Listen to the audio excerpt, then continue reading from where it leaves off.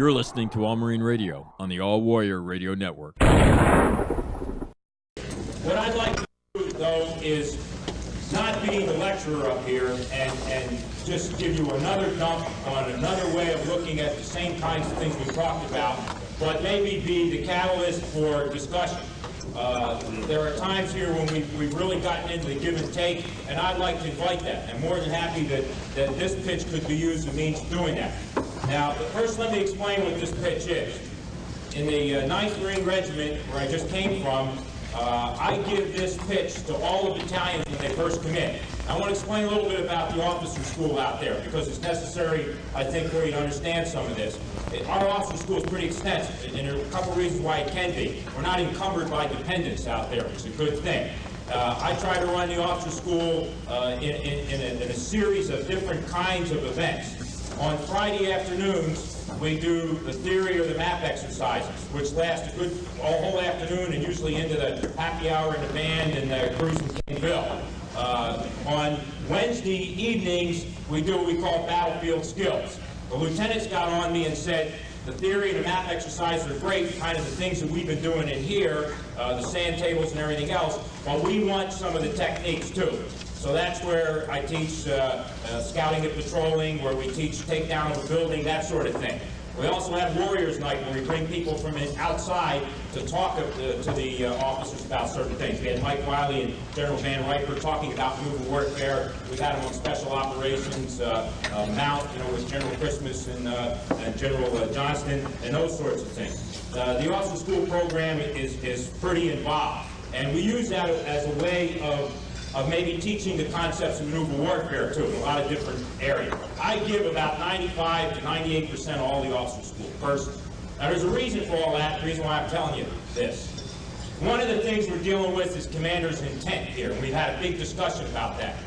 My feeling, and what I tell all lieutenants when the units first come in, is someday that lieutenant might find himself on top of a hill with his platoon, that we are somewhere doing something for real, or maybe on an exercise and not for real, but as things normally happen, he can't talk to anybody, but he knows he's got to do something. Now, at that point in time, he's got to ask himself, what would Colonel Zinni expect me to do right now? And I want him to have a clue. So commander's intent begins when he first arrives in my regiment. I begin explaining to him how I think, how I feel things go down. This class is my idea, my conceptualization of the battlefield and fighting and what it's all about. I also tell him that when we're at officer school, he has a right to challenge anything I say. As a matter of fact, I wrote a letter to all my officers. It's the lead into the first map exercise that says, my solutions, my statements, my concepts should be under the most serious challenge. And they have to stand up and question it and challenge it. Don't accept anything that I say. And they take me up on that. There's some officers in here that have been through that, Lieutenant Brown and a few others that were out there in the battalions that came through. And I'll tell you, they'll stick it to you in a heartbeat, because the Mike Wiley's of the world, everybody else made little mavericks out of these guys, and they come out of there and they're gunning for you, And I got to tell you the truth, and I'd be lying. They've sent me back to the blackboard many times. I've had to change my slides, scratch my ideas, and hope the next battalion didn't realize that some lieutenant taught me that when I tell them, And you got to be that way. You got to accept and learn. Now, I'm not going to give you the pitch exactly the way I give it there. I'm going to give you the concepts and things and the statements I make. And I'd like you to draw examples from experiences out there to bring them out to you. One unusual thing about out there I think is worth talking about. I mentioned today that 15 battalions came under the 9th Marines control while I was out there in 2 years through the DP program. I also had another 4 infantry battalions operational control under me and exercises for 10 days to a month. So that's a total of 19 battalions, infantry. I've also had armored assault and LAI for another 2, and I've had 2 different battalions artillery and direct support. From every single infantry regiment in the Marine Corps, I've had battalions. So if you want to know a guy that can tell you what the Marine Corps is about, or the battalions, at least one perspective, if you want a judgment on Lejeune versus Pendleton versus K-Day, I can give it to you, And if you want a comparison or what they're coming with or without, I think I can give it to you. The experiences are based on 10 major exercises or deployments, and a shit-pot full of observations and training and things that were done on Okinawa or short-term off of that. There were MUSOC, They were the regiment as part of the division. They were as an RLT as part of the brigade. You know, so it's a variety of experiences too. Combat concepts are my thoughts of 24 years experience about combat. And I got to tell you, the first thing that struck me as a regimental commander when I got there is I need to take the previous experience that I've had in Vietnam, in my course of time in the Marine Corps, in what I've read, and I've got to distill this and decide what I think. And at least have a starting point. Lay these concepts out, and then make sure it's dynamic. Be willing to change, be willing to accept the criticism of somebody teaching me something. This little thing has changed probably 50 times in 2 years that I've given it. And I think it's important for a commander to come to grips with his own feelings and his own understandings and lay it out in front of his officers and staff NCOs. I didn't even get into the staff NCOs education program we have and the NCO program, and this is part of it too. But the idea is that I've got to expose my thoughts. It's the beginning of understanding each other, familiarity, commander's intent. And I got to tell you another side of this thing before I launch into it. The chief of staff when I first got there was Colonel von Riper. Now, I want to tell you, when I walked in and got him, I got some strict marching orders from the chief.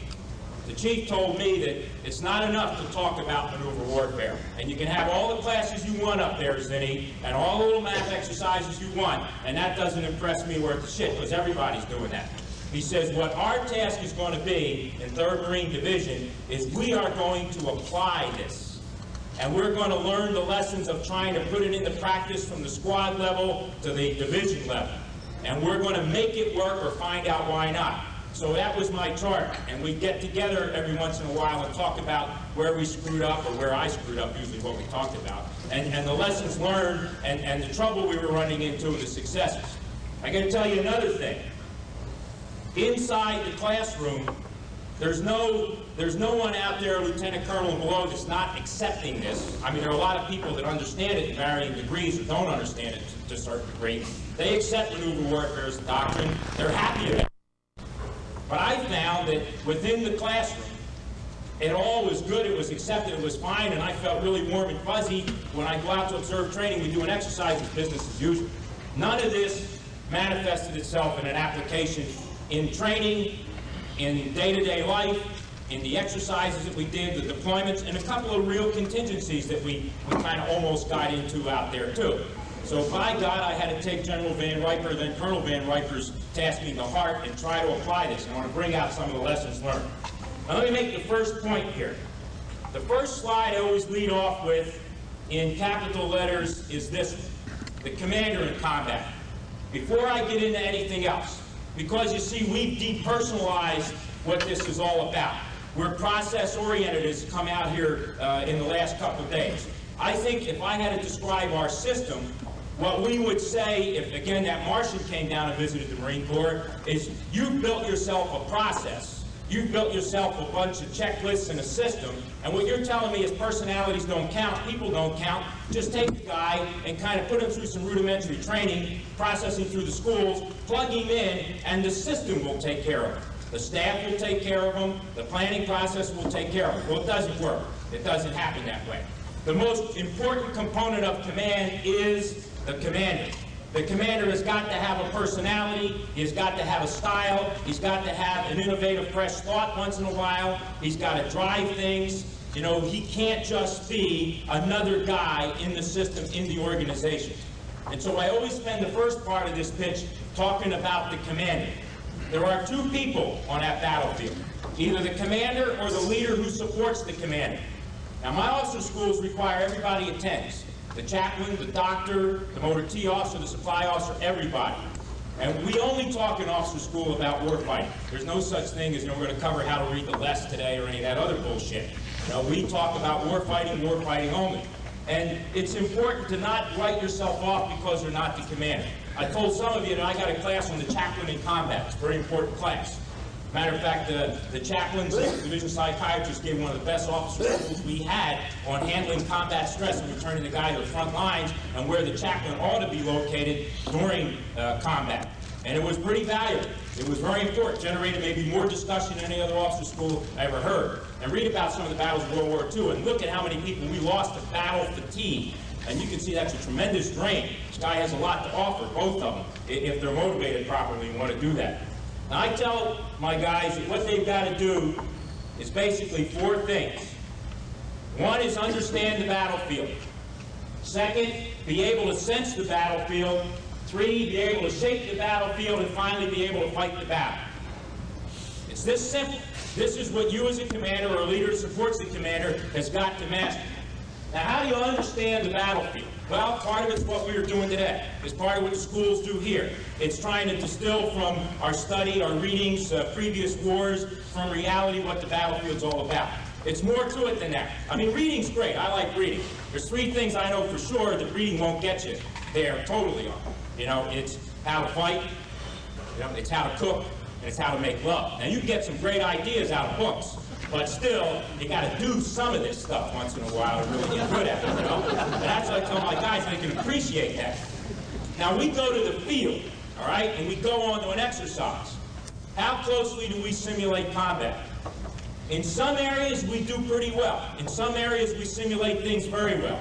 In some areas, we don't approximate combat, but we do something pretty close. In other words, we certainly create enough friction ourselves to have friction present. It isn't the same kind of friction, but there is a friction. You know, we almost get inside our own OODA loops and unravel ourselves most of the time out there. But, you know, it's a sense of understanding what the battlefield, what friction is about. Things are screwed up. Every after action, every hot wash up, everybody's bitching about calm. Calm wasn't good enough. Calm is never good enough. I got a rule in 9th Marines, you shut down 2/3 of the nets. My commos love that shit, see, because there's no pressure on it, you know?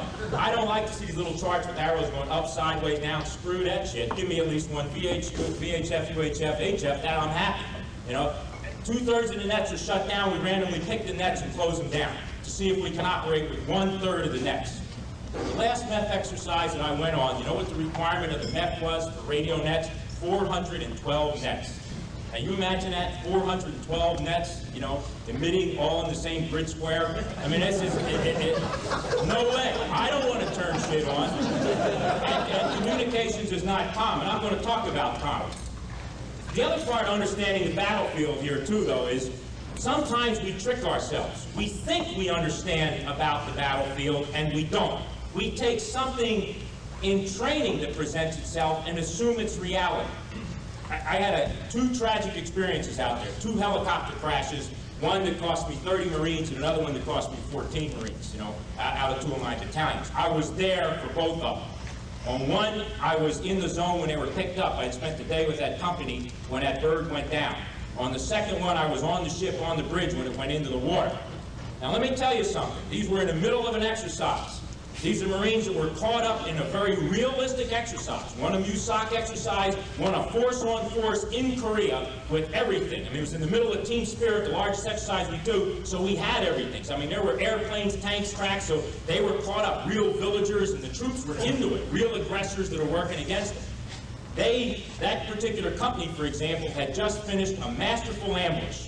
What we had done is we had laid my CP as bait, which I really love, but actually my command group out in the middle of this little grove of trees. We were convinced the bad guys would see us. The other guys had a little used sock outfit, the one that floats around out there, and we knew they'd do something against us. So we laid in an ambush with that company. We hid the troops around the paddy dikes, and we put the heavy machine guns in Hummers in the tree lines and some LAIs, LAVs. When the helicopters came in for the big assault raid on the CP, they go, whacks, they ran out. This company was euphoric. I mean, they were on a high, they were great. When that tragedy hit, when that one platoon was wiped out and 30 men died, that company was just devastated. That battalion was devastated. Now, for the first time, they experienced a real feeling that would happen in war. We were playing cowboys and Indians, bang, bang. We were assessing casualties. People were being medevaced out with pretend wounds with moulage kits. These were real dead people that you had to dig out of a burning helicopter. And they experienced, for the first time, and hopefully the only time in peacetime and training, the real feeling of a loss and dead buddies and everything else. That's something you can't simulate. Now, my obligation as the battalion commanders was to get their head back in the game and force them to go right back into the exercise, which in both cases we did. And there were some questions about that. Some troops saying, should we continue on or shouldn't we? Should we get back into the helicopter? You know, obviously the leader's got to be the first ones in and you got to show them. But that's an element of the battlefield, understanding it, that you can't ever simulate anywhere. Those troops will never forget that. Those of us who were in Vietnam, we lived that. Now let me tell you another part of understanding this battlefield that they want from me. I gotta be honest with you, this is one I don't feel good about. They're always hitting me up for your combat experiences in Vietnam. I had 2 tours in Vietnam. One as an advisor to the Vietnamese Marines, one as a rifle company commander. They want to always tap you for what was it like. There's a temptation to take the experiences you had and draw too much out of it, and you got to be careful of that. Our memory does a trick on us. I remember things differently than they maybe really were, maybe better than they were. Maybe I remember lessons that weren't really there. Maybe I remember doing things in a very orderly fashion that led to some result that weren't done in an orderly fashion that didn't quite lead to that result that I made up. So I got to constantly do a self-test, and I'm a little reluctant to tap the combat experience and explain it, but it's necessary.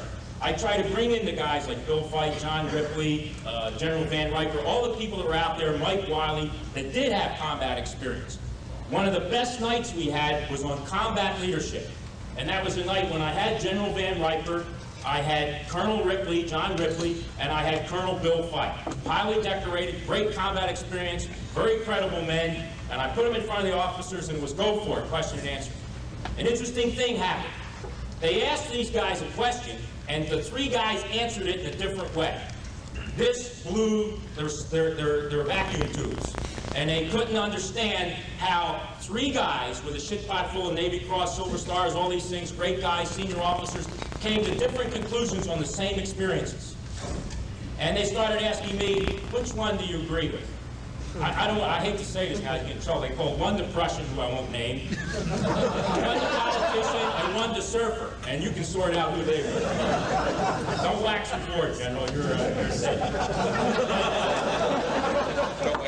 But the lieutenants feel from these people were interesting in their approaches to the same thing. Things like flak jackets and helmets. I'm an anti-flak jacket helmet guy. I don't believe in them. I hate them. I don't think you ever need them. We ought to shit can them for a lot of reasons I'll talk about later. They serve no purpose, you know. For everyone a guy can say, they just saved my life. There's 87 guys running around that were so tired, pooped out, worn out that they didn't see the bad guy, got caught in an ambush. You know, the troops were drained, and they don't serve that kind of purpose. It's counter to mobility and everything else. Well, that was just one thing that generated a real heated discussion amongst those officers and amongst the group, because there were some of them that said, you wear them all the time, mine was zipped, my chin strap was always buckled. Bullshit, I've never seen a chin strap buckled in any Vietnam picture I've ever seen in my life, you know. But that's a little off the point. It's a little bit trying to understand what goes on in back, sensing the battlefield. What I tell my guys is, you know, I first heard this term finger licking here that we're talking about. But whatever this is, which is probably the basic instincts you got to develop about the battlefield and about war, you got to learn how to sense what's going on in the battlefield, and you got to prepare yourself for how to sense it. I'm going to give you a couple examples. The only guy I ever met in my life that had a natural feel for this shit was Ray Smith. He was my XO when I was battalion commander, as Ray Cole said. And Smith was uncanny. He used to piss me off because I had to work hard at trying to figure shit out that came naturally to him. The scariest thing that ever happened to me in the middle of the CAX, we had 2 engineer breaching teams to breach the wire to go into the bunker complex. And we had talked about, you know, this little lieutenant who had a genius idea. He says, sir, I'm going to create out of high a 3rd breaching team in case one goes wrong. And I thought it was a little unnecessary, but he did it. Smart kid. One did not go. You know, one of those little Bangalore suckers did not go boom. And I was stuck with one company breaching going in, one hung up. The other breaching team was back with Ray. And one boom went. The other one didn't go right away, and I was in the track, and I was about to squeeze the handset and say, send up the breaching team, and over this thing came Ray Smith and says, I know you want the breaching team. I dropped the handset, you know, I got a little scared, but he used to do this shit to me all the time. What I also tell my guys is a number of battles take place out there. The real battle is what the company commander and the platoon commander sees. That's the real battle. As you start moving back to battalion and regiment and everything else, a different battle takes place. The battle that goes on inside my COC can be an entirely different fight than really taking place. If I don't have a means of truly sensing the reality of the battle, as close as I can get it, I'm going to be experiencing a different fight back in my CP. Back with my command group, no matter where it is. I'm going to talk a little bit about command and control later and how you set yourself up to sense the battlefield. Not how you set yourself up, how I set myself up, whether you want to use it or believe it or not. But it's a way I have to do it to sense reality as much as possible. Understanding how to, I used to say see the battlefield here, because I think that's a term the Army uses in one of their manuals, but I got rid of see. I like sense, because I want to get away from ever thinking that it's just physically using your eyes or physically using reconnaissance or intelligence collection anyway. There is a sixth sense involved here, an instinct that you develop, and there's a way that, I want to use one of Colonel Boyd's terms, that you synthesize all these things and you draw conclusions and they come together, and that total sensing is important. The next one is shaping the battlefield. Now, if you talk to most officers about how you shape the battlefield, they would say it's battlefield geometry, or to come down to that. They visually get down to their maps, and there's a lot of little geometry that goes onto these maps, and all kinds of control measures. Exhausted 3 comes up and says, there, Colonel, is the battlefield, in black and blue ink. You can't even read the goddamn grid lines anymore on these maps. Now, I never looked at the 3's map. I never even looked at the 3, which pisses him off. So I'll talk to me when I look at it. I always look at the 2's map. That's the only thing I focus on visually, part of sensing the battlefield. Never the 3's map. I'm not interested in the 3. That's the way you'd like the world to be. That's not the way the world is. Some people think they shape the battlefield by a plan. A plan gets you started. You need a plan to kind of get to the line of departure, to get to the starting gate and do it. But after that, the plan's not worth much. It's just something to frag off of, to be the basis of everything that got you there. I got a little phrase I tell all my guys: don't fall in love with your plan. And I constantly have to screw with it, because the little suckers behind my back will produce the 8-pound op order. And so the first thing you got to do when you get to the field is change everything. As soon as they come in and they unroll the overlays and do all this shit, I change everything. My proudest moment as regimental commander was on a tremendous rainy night, when it was probably the most miserable night of my life, on a hill in Korea, stuck in the back of a Humvee, and the watch officer, this little captain, my S3 out, was sitting there, and it was time to issue a frag, and I told him what we were going to do, and he pumped out a quick yellow canary, and he took his big gigantic crayon, and he whipped out an overlay in about a nanosecond, which just basically was your basic fundamental nothing overlay. And he looked at that and he said, Colonel, I used to pride myself on my overlays until I started working for you. And he said, I never would put any effort into these things anymore now, because I know what you're doing. I said, yeah, you arrived, I understand. Matter of fact, you don't need that thing. Get rid of it. So it's important not to get hung up on all that. And of course, the key one is the actual execution and fighting of the battle day to day, minute to minute. Now, I want to take you back a little bit. I want to start somewhere. Back with Lieutenant Zinni. Lieutenant Zinni reported to this fine institution in 1965. A dirtball straight off the streets of Philadelphia, okay? My father was a corporal in World War I, third grade education. My brother was a sergeant in Korea.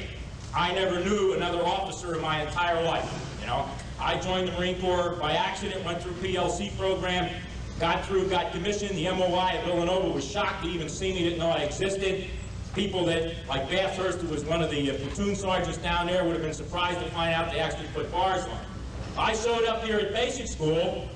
Nothing was happening in the world. Nice set of dress blues, good paycheck. I was happy. Mary Washington was south. Butch, Neal, and I go up north to Washington, D.C. Life was good. Somewhere shortly after we got here, these little bastards decided to go into Vietnam with the Marine Brigade, and General Van Riper was down in San Domingo doing some shit. So we all got told, as these basic school instructors, well, you suckers are all going to die. We're at war now, It became time to pay attention. And I figured, Zinni, I was going to be an infantryman. There was no one-third yet, because I was at the bottom of the pit, and I was going to be an infantryman. That's what they threatened me with, and they were going to fulfill that prophecy, and I was going to be an infantryman. So now I decided it's time for me, if I'm smart, had a long talk with myself in that third wing over top deck. You might go somewhere and actually get shot at, Zinni. It's a good idea if you figure some of this shit out. And I said, now I looked around at these guys, the pictures on the wall, they're going to tell me what to do. Lo and behold, that week, I was going to be queen for a day. I was going to be the squad leader on BO3, whatever, squad on the golf course out here, you know? That beautiful rolling piece of cut grass and everything, range 5 or whatever it is. And I said, pay attention, because this is the way war is.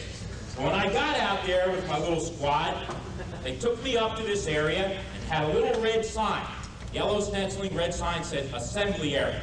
Nice little grove of trees back there. And they explained to me the characteristics. This sucker is out of direct fire, observation of the enemy, you know. This is where you kind of get your shit together, issue the order, get your ammo, all your shit, make sure you keep busy, because the little guy in the skunk hat will kill you if you don't. And you get here to issue your order and prepare to go into the attack. I had read that you better conduct a reconnaissance. So I go up to the guy in the skunk hat, excuse me, I'd like to go forward to the line of departure and conduct my reconnaissance. Hey, good, Zinni, another check mark, 5 points for Zinni. And I crawl up to the line of departure. Nice little berm that they had cut there. Crawled up, peeked over. There, out there were all the things I expected to see. Wrote my little notes, got back, issued my order. Little sign up there that said LD.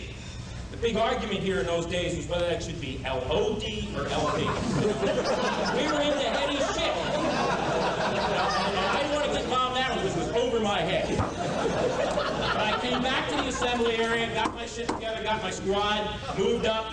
Right behind the line of departure was a little sign that said, attack position. And I said, I don't have to occupy this, I know that. But it is the last covered and concealed position. Just in case somebody's got to take a dump before we go for the hill, I got you. I got to cross this thing, deploy. Regardless of what Cole says, you always pick a wedge. They can't screw with you if you're in a wedge, you know? Because, you know, unknown, good all-around security, unknown enemy situation. I mean, who's going to argue with the wedge? You get into this echelon right shit, echelon left, too hard to control, nobody understands it. 1791 drill manual, I don't want to touch that at all. We go over the line of departure now, and we're in the open. And the little target's up on the hill, and as we're moving down, the demo pits go. Boom, boom, boom. Aha, incoming, you know? Move through incoming. We go charging through incoming. Then, ta-ta-ta-ta, you know, bada jam, bada jam. The little simulators are out there attacking at you. Aha, incoming mixed with direct fire. Down, boom. Now, Team 1, prepare to rush, rush. Team 2, prepare to rush, rush. Team 3, and we do this up to the final coordination line. Another heady discussion. Final CL or FCL. Big discussion about all that. But conveniently, they told me that 75 to 150 meters from the objective, there would be a final coordination line. Bigger than shit, it was there. Another berm on the golf course. And I got my guys up on line, make sure everybody got a fresh magazine, all this shit. Now, we got this far by team rushes and crawling. But that ain't good enough for these guys. They know it's time to stand up. Now, this made perfect sense to me. So we all stood up. My job was to keep them all in line.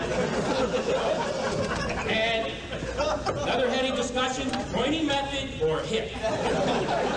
I'm one of those guys that say mission type orders, free spirit, hip or pointing method, whatever you want.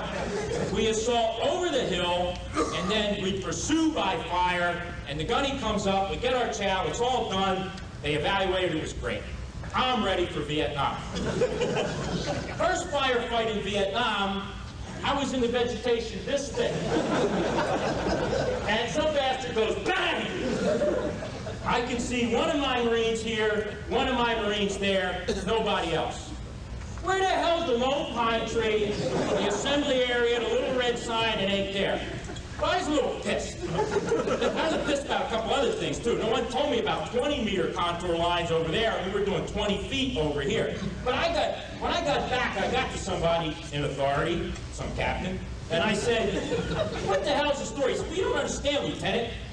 At basic school, we just teach you the basics. You have to have a foundation. That was just the foundation. Those are the basics. You have to go through that first. That's why I don't mind that, but why do I have to do my graduate work in Vietnam? I mean, there should be something that kind of gets me into jungle fighting, you know, in the real way it is. 24 years later, I'm still looking for the final coordination line, the line of departure, the phases of the offense, and all that other shit. It ain't there. You see, the problem is, what we got to do is look at reality, distill it down to a theory about war, and then learn how to apply it. You know, in here is going to be the doctrine and all the stuff we're trying to write. Here's the training and the application. You know, now I'm in here, which is great. This is easy, guys. Being back here is easy. Down here, it's hard. You know, I was one of these guys who taught here and at Command and Staff College. I got 10.5 years at Quantico being part of the problem. And we put out shit that doesn't work down here, you know? It doesn't work. You ought to hear the shit that my lieutenants tell me. I'm out there and I'm watching them do stuff. I said, what the hell are you doing, Lieutenant? Sir, this is the Australian peel that I was taught at basic. The Australian peel? That sounds like some sort of strip show as a kid, you know? You know, no, my guy told me, so you get so focused in on this little shit. We can't even give, I want to back up the first sergeant here, we can't give a challenge and password anymore. We had a good system for a challenge and password. Halt, who goes there? Sergeant Zinni with a friendly patrol. Advance and be recognized. You are Sergeant Zinni or you're not. You know, Boston. Hey, pass, you know. It was simple. Now they're all James Bond, you know. The moon is blue, you know. How are you? They're giving a shout out. It's all another voice. You know, we've even fucked up the techniques now. You know, we couldn't get the theory right, even the techniques are screwed up. And this is what my guys get here to come out here trying to deal with. That's why we have battlefield skills on Wednesday night, because we've got to wash everything they learned in Chronicle out before you can start on this stuff. You know, I read something pretty interesting, and I think it was Montgomery, it was either Montgomery or General Hackett that said, the common phrase heard amongst officers after World War I in the British Army was, thank God the war's over, we get back to real soldiering. Now that reminded me of the Marine Corps. Thank God the war is over, we get back to real soldiering. The way we do it at Quantico, you know. It's not reality, it doesn't reflect reality. I drew up a little chart here of the difference between what I saw in practice and what I learned and what I think reality is. This place taught me, and all the exercise I was ever on, that the battlefield is linear. We have lines all over the place. In practice, I would believe, if I were at marching, that war is linear. You know, we have coordinated fire lines, fire support coordination lines, you know. We have boundaries that are lines. Mike Wiley says we're in boxes all the time. That's right. You know, and we would believe that. My humble experience in Vietnam, it's a non-linear battlefield. The VC did everything in depth. If you had to characterize the VC by a formation, you'd probably get guys that always say, we're always getting caught in horseshoe ambushes. See, they looked at things in some kind of depth to deliver fire from two sides. And then the little bastard would connect these suckers like this. You'd run into a bunker complex on the reverse slope in the middle of the jungle that was a series of these kinds of things. So when you went to hit it, you got nailed. You went to envelop it, like they taught me at the basic school, you got trick screwed again. You know, you went to do a masterful turning movement and come in, the bastard got you again. I mean, you couldn't get this little guy. You couldn't get your hands around him. He didn't offer me all that flank shit and everything else, and I couldn't take him on frontally. This guy had depth. He had too many sides. He had too many facets to his formation. We were slick. We're in boxes and lines all the time. That doesn't work. This works. I was always taught frontal and flanking, basically. You take him on head on, or conveniently, he'll have an unanchored flank that just dangles off the side of the hill. I got to be queen for a day a second time. I got to envelop at range 5. The thing that scared the shit out of me is the hill was huge, and in those days, when men were men, we threw a Willie Peter grenade as a signal to cease or shift the base of fire. None of this smoke shit. And I got out there with that Willie Peter grenade, and I looked up that hill. The rest of the guys in my squad were like this. And the guy, Major Skipper, who was the guy who ran squad tactics here, said, big guy from the south, you know, one of those guys who chews 87 lugs at the back there. He said, Zinni, you an Alice arm? This would be the greatest throw of my life, you know, to haul that sucker up there. But the envelopment was the same. I mean, conveniently, all the targets were facing that way once the top of the hill. I said, this is great. You know, all the enemy will give us a flank. They don't. Infiltration and penetration is the way you gotta go. We beat that to death. I know we've talked about that a lot. In practice, we seize terrain. We do what I call process terrain. We process ridge lines. We process high ground. We go from one piece of high ground to another piece. I was an instructor command at Staff College. We gave graded requirements there. Some of you were students at that time. Now you run the institution, Dave Vedder and everybody else. But we would say, give us a concept, along with the overlay and everything else. I'd get these things back, they were great. The symbology was perfect. Everything was indented correctly. All the words were there. But it didn't say anything. They processed terrain. Objective 1, Objective 2, Objective Alpha, Objective Bravo, intermediate objective, because it's a little smaller piece of high ground. There's a bump between this ridge line and that ridge line. So it is a goddamn intermediate objective, We process this terrain all the time. We over-focus on terrain all the time. As I said today, in the 9th Marine Regiment 2 years, I never ever designated a terrain objective. There was nothing that ever had RLT Objective 1 or Objective Alpha on it. Never. I never ever designated a terrain objective. It misfocuses. It's needless. You don't need it. Terrain's overrated. When I say key terrain, first thing comes to your mind is high ground. I contend high ground's not key terrain. Low ground's key terrain. The only time you occupy high ground is to control low ground. Really the low ground, the avenues of approach, the kinds of places you move through are what's important. Everything else really gears you to that. It's what gives you the freedom to move, and usually it's down there. Some interesting thoughts. I got a class on terrain and everything else and on movement. Interesting to study the VC and how they move and why we couldn't find them. Because I read a few books written by some people, and I talked to some VC-NVA prisoners when I was a stupid-ass lieutenant captain to figure out, why can't we ever find you little suckers? And he told me why, a couple of them. It's the way they move. Ingenious, not the way we think about moving. I think really, instead of seizing terrain, you got to look at how that enemy's deployed, where he is, where the force is, how he's disposed. And you got to develop that disposition. That is going to be what you're going to do to unravel him rather than seize terrain. I was taught about deliberate attacks. I just described one. The line of departure, the final coordination line, and everything else. It's a series of meeting engagements most of the times out there. The guy never conveniently plops himself on top of the hill with one pine tree waiting for me to attack him. He just bumps into me and hits me when I'm not expecting him from the wrong direction. All the time he does that to me. He doesn't cooperate. He isn't part of school's demonstration troops like I learned when I was a lieutenant. SDT used to be the forerunner of the old EI company or support battalion, whatever the hell you call it now. Those guys played the game right. Bad guys don't. I learned about a deliberate defense. Once you stop, you changed everything. On the military crest of a hill, you set in a defense. If you were in a zone, forget that. Now you're in a sector of the defense. You're not in a zone of attack anymore just because you stopped.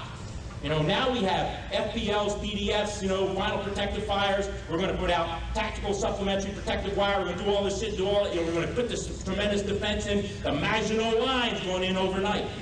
Never, ever in my life did I do that. I have always in my life put in a hasty defense. I stopped for a short period of time and had to get a hasty defense. I didn't change the names of things. I didn't have time to go through this tremendous preparation. It just wasn't there. I'll tell you what, I used to look and sit on the front end of this thing and say, why am I here instead of there? Before somebody, and I read Mike Wiley's article in the Gazette on the reverse slope defense and found out I'd be smarter if I was back there instead of up front here. And that's where we're going to have to look at putting in these defenses. This is planning oriented, this is execution oriented. The way we talk about it, practice it, is process oriented. The process is the end unto itself. We beat that to death. This one's personality oriented. I saw in Infantry in Battle a great line that led off one of their chapters. That to win, what you need is elastic tactics, swift maneuver, quick decisions. I said that captured it. Because what's the opposite of that is what we've been doing. Rigid procedures, methodical fighting or methodical battle as Bill calls it, and a slow process to get you there. Elastic tactics means to me you're not hung up on dogma. You know what dogma is? Dogma is what happened to me when I was a 3 battalion in Europe. I was with the 3-2, and we were on Beauregard, Northern Wedding, whatever. And we had this entire German armored brigade as the aggressors. We were in reserve, our battalion, and one of the battalions on the line had it after about 8 days of shit. We thought, we were done for the exercise. We got told to get our ass up and relieve them in the lines. My battalion commander and I zip up. The only guys we could move were 2 companies. One was mech'd up, 5 tanks, 10 tracks. The other we had to throw on trucks. We had a platoon of tows. We ran up, got in place. You know, send some scouts out right away. I got two companies. One is in a little mech team moving into an area. The other's the trucks were waiting for the rest of the battalion. Scouts came back saying, God damn it, there is every German tank in the world about 5 clicks away in this big clearing. They were in an assembly area, ready to attack this whole German brigade. And then Lieutenant Colonel Gardner looked at me and says, what do you think we ought to do? I says, we got to attack. He said, right, you know. I said, sir, we got to attack. He says, okay. He says, sounds good. You know, we have no choice. So I said, here's what we'll do. We'll run down with the mech team on one side, hit them, draw their attention to that end, and on the other side, about 2 clicks, 2.5 clicks away, was a low, long rise. I said, we'll move the truck infantry behind that rise with the toes. We'll bring the toes up. As they turn to face the armor unit, the toes at their max range will begin to fire into the back end of all that German armor. Great! The little toe platoon commander comes up and he says, sir, toes are not an offensive weapon. And I got to tell you, we cannot attack. You gotta be shitting me. I mean, I can imagine Rommel's air defense officer said the 88s cannot be used in an anti-armor role. I mean, you gotta be shitting me. But you see, that's the rigid procedure. I enjoy this debate over LAI battalion. They don't do windows. You know? We're a maneuver element, you know? We only go together as one package. Screw you, Jack. You may be back there in rear area security. I love reading Battle of Iwo Jima. Reconnaissance battalion had rear area security. Killed 512 Japanese in 1 week back there. Why was recon in rear area security? What the hell else are you going to do with it? Put a recon team out, you know, 2 meters in front of your I mean, that's elastic tactics. That's the way of thinking. You do what you have to do with what you got, you know? And you're not bound up by some goddamn dogma on organization or mission or the way you have to do things. You can't be that way.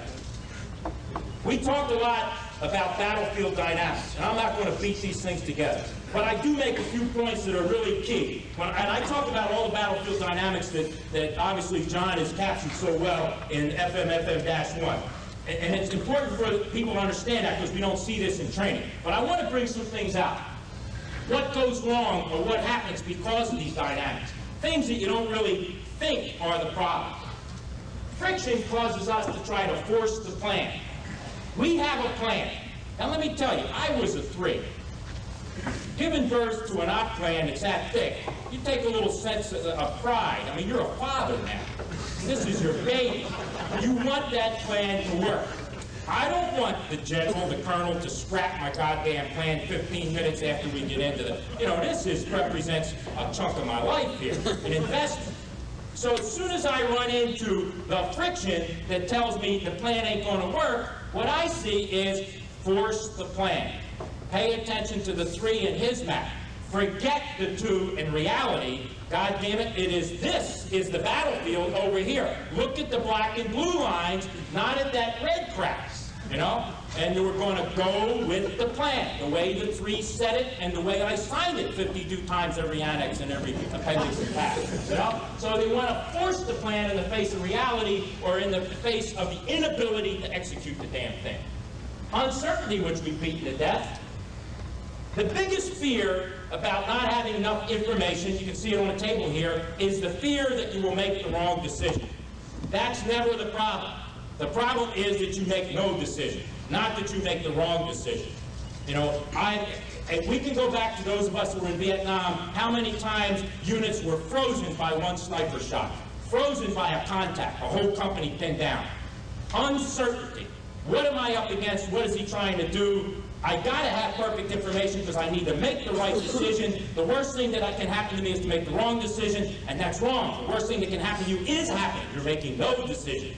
You know, and that's what uncertainty causes. Inaction, indecision, and that's the worst thing that can happen. Better a wrong decision here, clearly, anytime. The human dimension, you know, that's something I think that will never really replicate in training, but it's important to understand. As a company commander in Vietnam, I can tell you a couple of things happened to me right off the bat. I flew into Vietnam with a lieutenant on the same airplane. By the time I got down to my company and checked in, it turned out he was coming to my company too. He was going to be a platoon commander.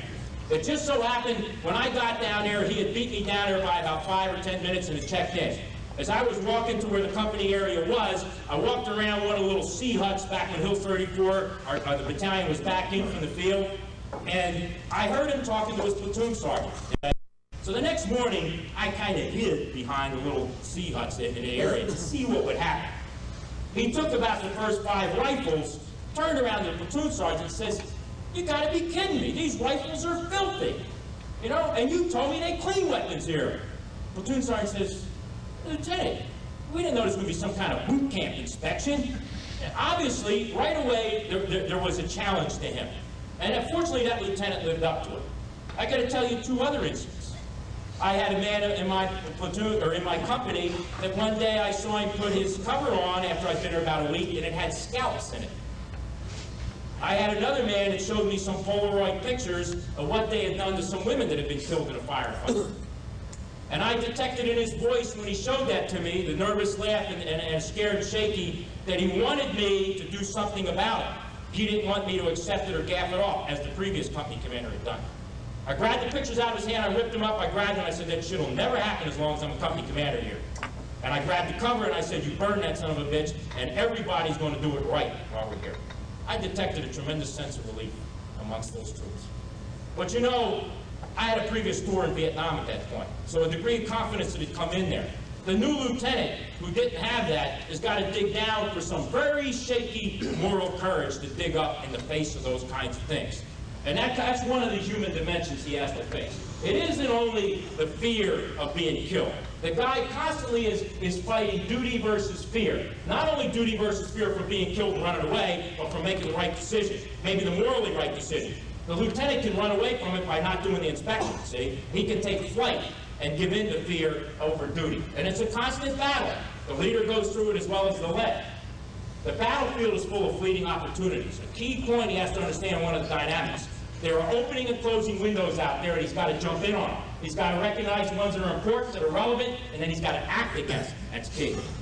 I read somewhere, I apologize because I can't remember the book. I know it was a retired Army Lieutenant Colonel who wrote a book on leadership, wrote a book about the dynamics of the battlefield, and about leadership traits that overcome these dynamics. And he said, in the examination of a tremendous number of fights, that there were 5 basic leadership traits that came through.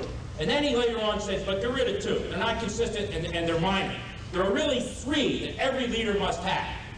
He must have the moral and physical courage on that battlefield. I talked about the moral a little bit. I think the physical is obvious. He has to have that will and determination to see it through. He's got to be decisive. He's got to be mentally tough and physically tough. You know, I have a class on physical fitness in combat. You know, and it's very important to understand you better go in top shape, because you don't know what's going to happen to you. You'll adjust. You know, we were advisors together, General Sheehan and I over there, and I want to tell you, I came out as an advisor 120 pounds with mono, hepatitis, dysentery, and malaria. You know, and I was not a happy camper after 11 months of that shit. And I think the only thing that carried me through, and I even made it to 11 months, was the fact that this institution and others made sure I went in, at least in good shape, because it was a steady decline from there. And your ability to make decisions depends on what kind of body you house this brain in. We can make fun of the silk shorts, we can make fun of the PT, and maybe we need to adjust it to make it more attuned to the kinds of things we gotta face. But God damn it, you gotta be in shape on the battlefield. There's no getting around it. Leaders especially, or you're in big trouble going in.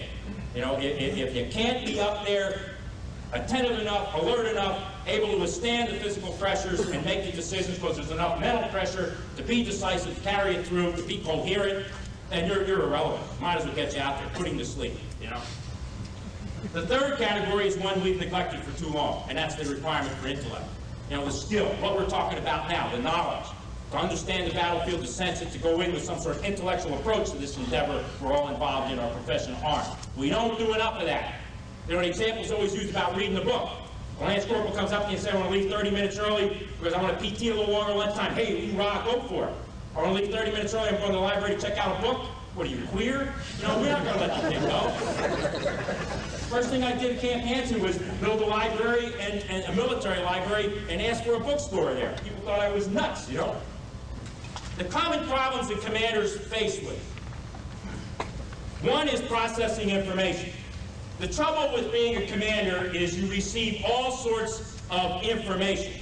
The trouble with our systems now is it's designed to give you more. Not better, more. I get more stuff now. I couldn't sort out the stuff I used to get, and I'm getting more stuff.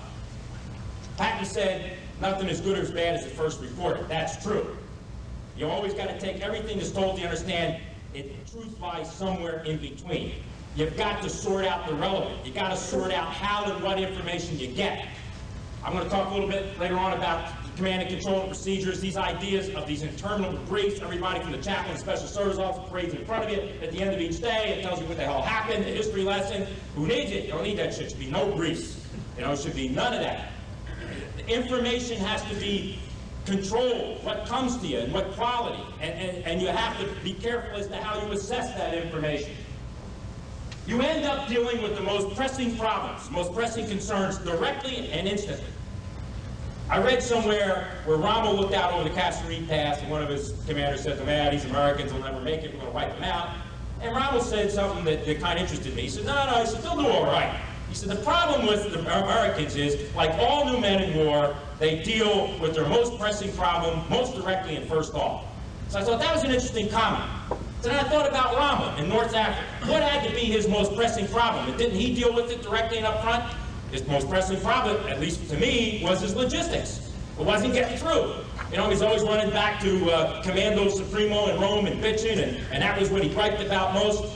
Did that affect how he operated? No. Instead of doing what everybody told him, or the logic would dictate, to have shorter lines, to pull back, to be basically defensive, he was attacking, long lines, strung out. The Brits, I guess, were going nuts. Because they had Ultra, they were sinking these ships. Why didn't this son of a bitch stop it? You know, he didn't deal directly with the problem that was of greatest concern with him. He didn't let it affect his judgment all the time. It will. Whatever's eaten at you would be what drives every decision directly until you learn how not to let that happen to you. That's tough to do.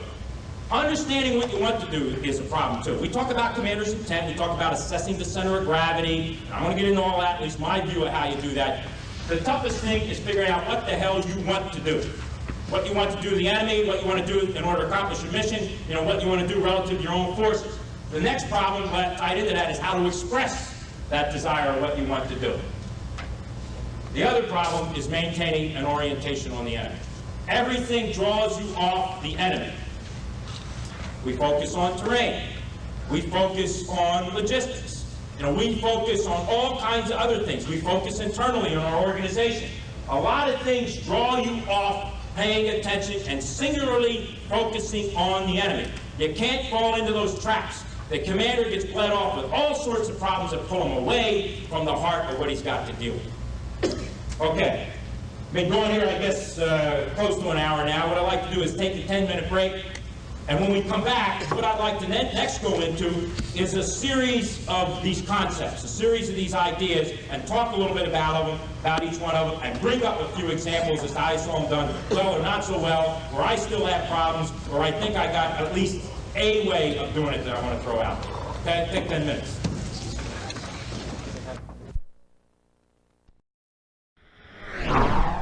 You're listening to All Marine Radio on the All Warrior Radio Network.